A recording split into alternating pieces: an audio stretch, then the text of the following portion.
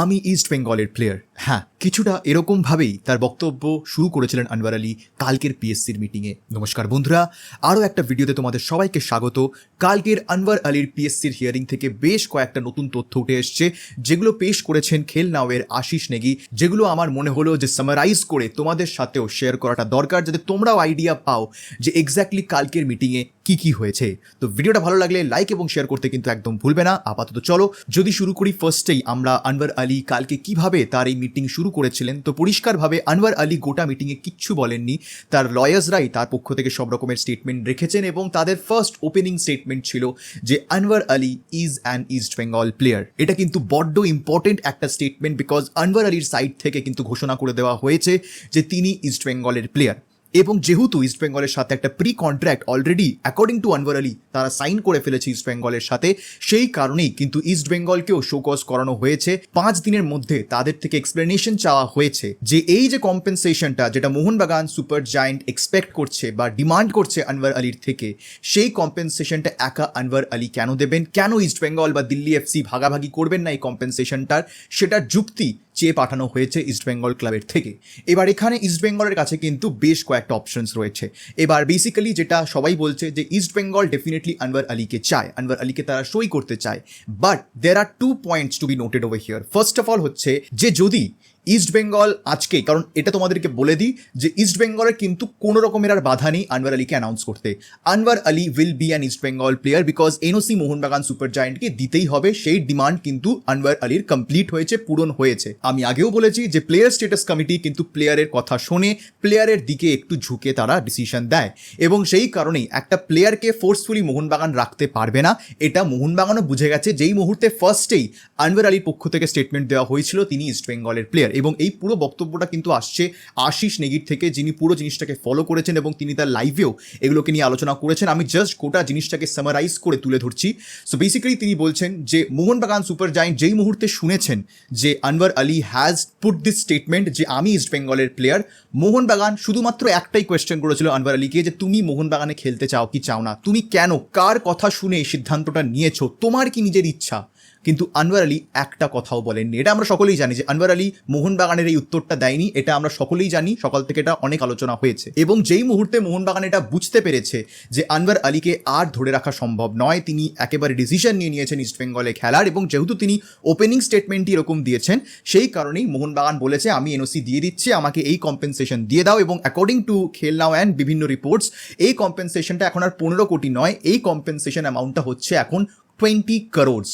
20 কোটি টাকা মোহনবাগান চেয়েছে ইস্ট বেঙ্গল, দিল্লি এফসি এবং আনওয়ার আলীর থেকে ফর দিস আনজাস্ট টার্মিনেশন। এবার যেহেতু আনওয়ার আলীর কাছে আর কোনো রকমের বাধা নেই এনওসি পেতে, হ্যাঁ এবার এনওসি যেই মুহূর্তে নেওয়া হবে সেই মুহূর্তে তোমাকে কম্পেনসেশনটা দিতে হবে, এটা ঠিক কথাই, এবং সেই এনওসিটা ওরকমভাবেই নেওয়া হবে, এটা দেখেই নেওয়া হবে যে আমাকে মোহনবাগান সুপার জায়ান্ট এই টাকা ডিমান্ড করছে, আমাকে এই টাকাটা দিতে হবে। বাট ব্যাপারটা হচ্ছে এই কম্পেনসেশনটা দেবে কে, একা আনওয়ার আলী দেবে নাকি দিল্লি এফসি, ইস্ট বেঙ্গল এবং আনওয়ার আলী 3 জন মিলে দেবে, কিভাবে এই কম্পেনসেশনটা দেওয়া হবে সেটাই হচ্ছে মূল বক্তব্য। এবার ইস্ট বেঙ্গল যেরকম চুক্তি করেছিল আনওয়ার আলীর সাথে, সেটা হচ্ছে subject to PSC approval, subject to NOC, তারা আনওয়ার আলীকে সাইন করবেন for the upcoming 4 or 5 years। এবার এখানে ইস্ট বেঙ্গলের কাছে দুটো অপশন রয়েছে। প্রথম অপশনটা হচ্ছে তারা যদি এখন দাঁড়িয়ে বলে যে আমরা আনওয়ার আলীর এই কম্পেনসেশন অ্যামাউন্টটা দেবো না, তাহলে সেক্ষেত্রে কিন্তু এটা একটা বিশাল বড় প্রবলেম হয়ে যাবে আনওয়ার আলীর জন্য, বিকজ একার পক্ষে 20 কোটি টাকা দেওয়া সম্ভব হবে না আনওয়ার আলীর জন্য। ইভেন কি দিল্লি এফসি পর্যন্ত যদি হেল্প করে তাহলেও এই কম্পেনসেশন অ্যামাউন্ট দেওয়া পসিবল নয়। ইভেন কি অনেক জায়গা থেকে রিপোর্টস হচ্ছে যে হয়তো 20 কোটি টাকা কম্পেনসেশন অ্যামাউন্ট নাও হতে পারে, ঘুরে ফিরে হয়তো সেটা কমে 10 থেকে 12 কোটির রেঞ্জে হতে পারে। ইভেন কি খেল নাওয়ের ওপিনিয়ন যে সেটা হয়তো 9 থেকে 10 কোটির কম্পেনসেশন হতে পারে at the end of the day, because যে কোনো একটা অ্যামাউন্ট বললে তো হয় না, you have to prove those losses যে অ্যাকচুয়ালি অত টাকার ক্ষতি তোমার হয়েছে, তবে গিয়ে পিএসসি তোমাকে বলবে যে ঠিক আছে এত টাকার ক্ষতি অ্যাকচুয়ালি হয়েছে, প্রুভেন লস, এবং তার বেসিসে কম্পেনসেশন পেতে হবে। 20 কোটি টাকা অবভিয়াসলি চাওয়া হচ্ছে, বাট 20 কোটি টাকা ফাইনাল সেটেলমেন্ট অ্যামাউন্ট হবে না। এবার ব্যাপারটা হচ্ছে যে ইস্ট বেঙ্গল এখন যেহেতু তারা জানে যে তাদের এনওসি পেতে কোনো রকমের অসুবিধা নেই, আনওয়ার আলী অলরেডি ডিক্লেয়ার করে দিয়েছেন তিনি ইস্ট বেঙ্গলের প্লেয়ার, আজকের দিনেই চাইলে ইস্ট বেঙ্গল অ্যানাউন্স করতে পারে আনওয়ার আলীকে অ্যাজ দেয়ার প্লেয়ার। ইভেন কি আনওয়ার আলী ইস্ট বেঙ্গলের ট্রেনিং জয়েন করে নিতে পারেন, কোনো অসুবিধা হবে না। বাট যেই মুহূর্তে এই অ্যানাউন্সমেন্টটা হবে বা যেই মুহূর্তে এই ট্রেনিংয়ে তিনি জয়েন করবেন সেই মুহূর্তেই কিন্তু এটা পরিষ্কার হয়ে যাবে যে east Bengal has been an accomplish in this unjust termination, এবং তখন ইস্ট বেঙ্গল কোনো রকমের যুক্তি দেখাতে পারবে না যে না আমাদের এখানে কোনো রকমের হাত ছিল না। তখন গিয়ে দাঁড়িয়ে কিন্তু east Bengal will also be liable to pay a compensation. এবং যেটা খেলনামের পক্ষ থেকে বলা হচ্ছে যে মোহনবাগান কিন্তু আনওয়ার আলীর থেকে কোনো রকমের কম্পেনসেশন চায়নি, তারা 10 কোটি টাকা কম্পেনসেশন চেয়েছে দিল্লি এফসির থেকে এবং 10 কোটি টাকা কম্পেনসেশন চেয়েছে তারা ইস্ট বেঙ্গলের থেকে, বিকজ তারা মনে করছে যে আনওয়ার এই সিদ্ধান্তটা নিজে নেননি, আনওয়ার নিজে ইন্ডিপেন্ডেন্টলি এই সিদ্ধান্ত নিতে পারেন না, তাকে ম্যানিপুলেট করা হয়েছে এই সিদ্ধান্তটা নিতে। সেই কারণে কিন্তু এটা খুবই ইন্টারেস্টিং একটা বিষয় যে যদি দিল্লি এফসি এবং ইস্ট বেঙ্গল এফসিকে পার্টিস হিসেবে প্রুফ করা যেতে পারে এই আনজাস্ট টার্মিনেশনের পিছনে, তাহলে কিন্তু পার্টিকুলারলি আনওয়ার আলীর থেকে কোনো রকমের কম্পেনসেশন মোহনবাগান অন্তত চাইনি। তারা 10 কোটি দিল্লি এফসির থেকে চেয়েছে, তারা 10 কোটি ইস্ট বেঙ্গলের থেকে চেয়েছে, এবং শুধুমাত্র তাই নয়, তারা স্পোর্টিং স্যাংশনসও চেয়েছে। হ্যাঁ, এখানে কিন্তু আনওয়ারের এগেনস্টে তারা স্পোর্টিং স্যাংশন চেয়েছে, সেটা পিএসসি দেবে কিনা সেটা কিন্তু এখনো শিওর নয়, বিকজ আলটিমেটলি ওয়ার্ল্ড ফুটবলে বিভিন্ন জায়গায় স্পোর্টিং স্যাংশনস হয়ে থাকে। এটা পার্টিকুলারলি ক্লাবের ক্ষেত্রে না হলেও প্লেয়ারের ক্ষেত্রে হয়, আবার অনেক ক্ষেত্রে হয় না, শুধুমাত্র কম্পেনসেশন দিয়েই কিন্তু এই পুরো ঝামেলাটা মিটে যায়। এবং এখান থেকে আমার মনে হয় না যে মোহনবাগানের পক্ষেই যেহেতু এই ডিসিশনটা গেছে, তো মোহনবাগান এটাকে হায়ার কোর্টে আপিল করবে বলে, বিকজ তারা অ্যাগ্রিড করে ফেলেছে যে আনওয়ার আলী তাদের প্লেয়ার আর নন। এই মুহূর্তে তারা শুধুমাত্র ড্যামেজেস সিক করছে, শুধুমাত্র কম্পেনসেশন সিক করছে, তাদের আর কোনো উদ্দেশ্য নেই। এবার যদি সেই কম্পেনসেশন তারা পেয়ে যায় তাহলে সেই ক্ষেত্রে মোহনবাগান কোনো রকমের হায়ার আপিল যাবেই না, বিকজ এই পুরো সিদ্ধান্তটা তাদের পরেই গেছে। তারা এখনও যেটা বললাম, আগেও আমরা জানতাম যে মোহনবাগানের এটা খুবই স্ট্রং পজিশন, মোহনবাগান এখান থেকে কোথাও সরবে না, তারা জানে যে এই কম্পেনসেশন পেতে আমরা বাধ্য। এবার এই পুরো সিচুয়েশনটা পড়ে গেছে আনওয়ার আলীর ঘাড়ে যে তিনি যে এনওসিটা নিচ্ছেন আনজাস্ট টার্মিনেশনের ক্ষেত্রে, সেই ক্ষেত্রে যে কম্পেনসেশন তাকে দিতে হবে, মোহনবাগান সুপার জায়েন্ট যে কম্পেনসেশনটা ডিমান্ড করছে সেই কম্পেনসেশনটা তিনি একা দিতে পারবেন না, তার হেল্প লাগবে। এবার সেই ক্ষেত্রে এখানে ইস্টবেঙ্গল যদি বলে যে না আমি এখানে তোমাকে কোনো সাহায্য করব না, তাহলে কিন্তু এখানেও একটা বিষয় দাঁড়িয়ে যাচ্ছে যে পিএসসি হয়তো ইস্টবেঙ্গল এবং আনওয়ার আলীর যে চুক্তি হয়েছে, যে প্রি কন্ট্রাক্ট হয়েছে, সেটাকে ইনভ্যালিড ঘোষণা করে দিতে পারে।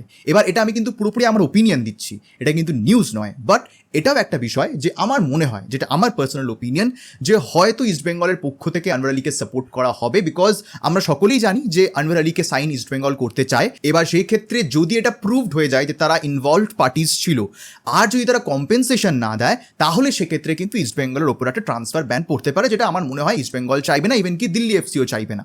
এবং সেখান থেকেই দাঁড়িয়ে আমার মনে হচ্ছে যে যেহেতু এটা প্রায় পাকাপাকি একটা বিষয় চলে গেছে যে আনওয়ার আলী ইস্টবেঙ্গলের player, Anwar Ali will be signing for East Bengal, will be playing for East Bengal, কিন্তু সাবজেক্ট টু দিস এনওসি, সেই এনওসিও আনওয়ার আলী পেয়ে যাবে, কিন্তু তার জন্য একটা কম্পেনসেশন দিতে হবে। এবার সেই কম্পেনসেশনটা ইস্ট বেঙ্গল দিতে কিন্তু পারে, আনওয়ার আলীকে সাহায্য তারা করতে পারে। সেক্ষেত্রে দাঁড়িয়ে কিন্তু সম্ভবত, এটাও কিন্তু একটা আমি জাস্ট ওপিনিয়ন দিচ্ছি, যে পিএসসি প্লেয়ারের কথা মাথায় ভেবে হয়তো কোনো রকমের ট্রান্সফার ব্যান নাও দিতে পারে কোনো ক্লাবের জন্য, বিকজ ট্রান্সফার ব্যান হয়ে গেল তো আর প্লেয়ারটা সাইন করতে পারবে না ক্লাবে, রাইট? এবং যেখানে অলরেডি প্লেয়ারের কথা, প্লেয়ারের ওয়েলবিংয়ের কথা মাথায় রেখে এই সিদ্ধান্তটা দেওয়া হয়েছে, সেক্ষেত্রে ওয়ার্ল্ড ফুটবলের অনেক জায়গাতেই এরকম হয়েছে যেখানে শুধুমাত্র কম্পেনসেশন দিয়েই কিন্তু প্লেয়ার চলে গেছেন নতুন ক্লাবে, সেখানে অন্য ক্লাবের কিন্তু কোনো রকমের ট্রান্সফার ব্যান হয়নি। এবার সেই দিক দিয়ে দাঁড়িয়ে দেখতে গেলে কিন্তু হতে পারে যে একটা high amount of transfer fee যেটা অ্যাজ আ কম্পেনসেশন দেখানো হবে, বাট মোটামুটি ইন্ডিয়ান ফুটবলে একটা রেকর্ড, মানে এরকম রেকর্ড হয়তো আগামী 5-6 বছরে মিনিমাম ব্রেক হবে না। প্রায় 10 কোটিরও ওপরে একটা ট্রান্সফার ফি বা কম্পেনসেশন অ্যামাউন্ট দিয়ে আনওয়ার আলীকে মোহনবাগান থেকে ইস্টবেঙ্গলে সই করানো যেতে পারে, সেটা সম্ভব। এবং সেই দিকেই হয়তো ইস্টবেঙ্গল এগোবে, যার মধ্যে কিছুটা টাকা হয়তো ইস্টবেঙ্গল দেবে, কিছুটা টাকা হয়তো আনওয়ার আলী দেবেন, এবং কিছুটা টাকা হয়তো দিল্লি এফসি দেবেন। এরকমভাবে পুরো ডিলটা কিন্তু হতে পারে। এবার এখান থেকে ইস্টবেঙ্গল যদি পিছু পা হয়ে যায়, সেখানেই কিন্তু গন্ডগোলটা হতে পারে ইস্টবেঙ্গল বা দিল্লি এফসির জন্য, বিকজ আইদার এরকম হতে পারে যে প্লেয়ারটাই আর এলো না, অথবা যেহেতু এখন ইস্টবেঙ্গল এবং দিল্লি এফসিকেও ইনভলভ পার্টিস করা হয়েছে এই কেসটাই, আনওয়ার আলী পরিষ্কারভাবে ইস্টবেঙ্গলের নাম নিয়েছেন, ইস্টবেঙ্গলের ওপর বক্তব্য রেখেছেন, ইস্টবেঙ্গলের সব রকমের ডকুমেন্টস জমা পড়েছে, সেখান থেকে দাঁড়িয়ে কিন্তু ইস্টবেঙ্গল যদি কম্পেনসেশন দিতে রাজি না হয় বা এটাকে পুরোপুরি ইগনোর করে দেয় বা রিজেক্ট করে দেয়, তাহলে সেক্ষেত্রে কিন্তু সিচুয়েশনটা কমপ্লিকেট হতে পারে। বাট এই হচ্ছে লাস্ট বা new update regarding Anwar Ali. So 8ই অগস্ট অব্দি সময় দেওয়া হয়েছে ইস্টবেঙ্গলকে to come back with a reply. এরপরে আবার হিয়ারিং হবে, তারপরের হিয়ারিংয়ে কিন্তু ডিসিশন দেওয়া হবে যে এই যে কম্পেনসেশন অ্যামাউন্ট যেটা মোহনবাগান ডিমান্ড করছে সেই কম্পেনসেশন কতটা হবে, কত টাকা দিতে হবে এই তিন পক্ষকে, এবং এরই সাথে কোনো স্পোর্টিং স্যাংশন হবে কিনা সেই সিদ্ধান্তটাও কিন্তু পরের হিয়ারিংয়েই আসবে। বাট এই হচ্ছে লেটেস্ট আপডেট আনওয়ার আলী সাগাকে নিয়ে। তো আপাতত আমি এখানেই শেষ করছি আজকের এই ভিডিওটা। অবশ্যইভাবে তোমরা জানিও যে তোমাদের কিরকম লাগলো আজকের এই ভিডিওটা, তোমাদের কি বক্তব্য সেটা কমেন্ট সেকশনে জানাতে কিন্তু একদম ভুলবে না। আপাতত আজকের এই ভিডিওটা আমি এখানেই শেষ করছি, দেখা হবে তোমাদের সাথে পরের ভিডিওতে। আর এই ভিডিওটা দেখার জন্য তোমাদের সবাইকে জানাবো ধন্যবাদ।